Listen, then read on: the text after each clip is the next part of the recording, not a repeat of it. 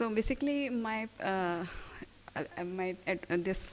want to focus on the technology for serum microRNA as biomarkers for endometrioid cancer of uterus and ovary versus endometriosis. So basically, endometriosis is a common benign disease which increases the risk of developing endometrioid histotypes, histological subtypes of ovarian and endometrial cancers. Therefore, early detection is very important for significant clinical outcomes. And considering on the common pathways, key processes which are common to both the benign disease and the carcinogenic or the oncogenic transformed disease, focusing on these and their specific genes involved, we can focus on the epigenetic modifiers, which are basically microRNAs. And so we hypothesized for that, considering them, if we can target them as non-invasive diagnostic biomarkers. So here what we have done, we have taken out 10 of the three disease, 10 each sample patient samples and versus control samples which were of normal histopathological approach. And first of all, we have taken the biopsy, global microRNA expression profiling in the tissue biopsies. And from those outcomes, we have taken out or extracted out 8 microRNAs on which we have checked for their serum microRNA levels, so as to tell them as, or define them as the biomarkers through ROC curve analysis, because by that we can check out for their sensitivity and specificity in the disease. And now, presently how the disease is being addressed right now, so it's actually a very central dogma of the gynecological healthcare, because endometriosis is usually it's hormonal dysfunction, but at the same time it has inflammatory etiology. Hormonal treatment has lots of side effects, but little clinical efficacy. But anti-inflammatory treatment, it is like continuous, you can take on, and with lots of changes may occur later on. But hormonal dysfunction might not get altered, so because of that, the pathogenesis of the etiology will not change too much extent. So it remains central dogma of lots of gynecological disorders. And the only treatment left is surgical removal, followed by the histopathological based confirmation. But the disease may reoccur after 2 years or 5 years with the approximate 21% and 40 to 50% of that recurrence rate. And lastly, if the oncogenic transformation has occurred, only the chemotherapy and the radiation therapy are the options. So considering all these, we have thought of to consider those microRNAs because they are of epigenetic profiling. And if we were able to check them or validate them in the serum, which is a blood-based diagnostic test.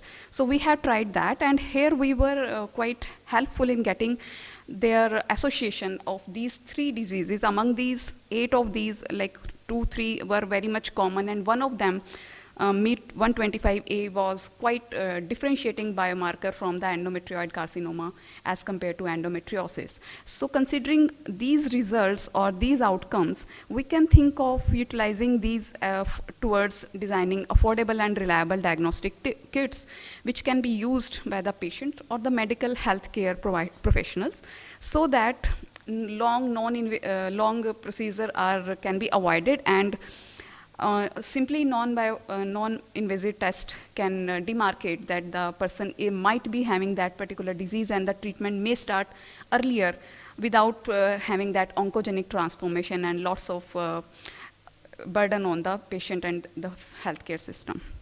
So cost-benefit analysis, if we talk about, so it's not a very much cost there, but we have to reach up to the 1 or the 2 microRNAs, because as I'm listing over here, they are approximate 8 microRNAs which we have targeted or focused on. But I think in the laboratory setting, 8 microRNAs per sample at real-time RT-PCR level is cost-effective, but we have to lower them down to 1 or 2 so that we can make it out. And as the number of patients would increase by the testing, so they themselves will rule out which is the main, because in the less number of patient, definitely it's not very clear-cut outcome ki which one to go. But as the number of patient or the number of testing would go up, so it will take out, or it will extract out the feasible one which can be taken further up. And currently, since it's a laboratory validation, so the technology readiness level is 4. As far as IPER status is concerned, we are under process if we can get through. And it's a real-time RT-PCR array can be proposed for the present time in the patient serum samples to avoid the surgical procedures. And the market potential, if we consider, so all the patients or their, if somebody are having inheritable changes in their families, they can look for the gynec and visiting gynae OPD for endometriosis or concerned cancers. They can be the mostly of use to them. Then hospitals, R&D companies, and diagnostic laboratories are major the target total addressable market. As far as channel or commercialization is concerned, R&D companies and diagnostic laboratories are of major through which we can go, because in the laboratory, in an institutional laboratory setting is not so appropriate to go for such large-scale analysis. And yes, it has very high scale of feasibility because it will cut down the requirement of tissue biopsies or surgeries and will lessen the delays in cancer treatment. So it would offer a non-invasive diagnostic test. And yes, it would take, depending upon how much time we may take from laboratory setting to customized setting.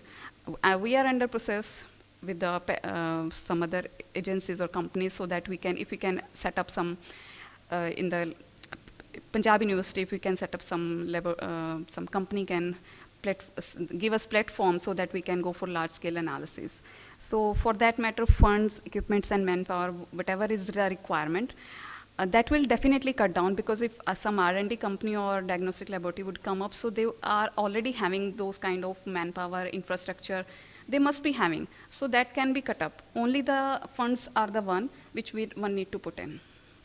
And joint research would definitely be better. As I said, the outcome from the large population will substantiate and also the involvement of these microRNAs. So it would be a kind of joint research type, because technology is already there. MicroRNA expression is already there. But we have to utilize that technique for the welfare of patients. So my suggestion is for a joint research application. Thank you. Any questions?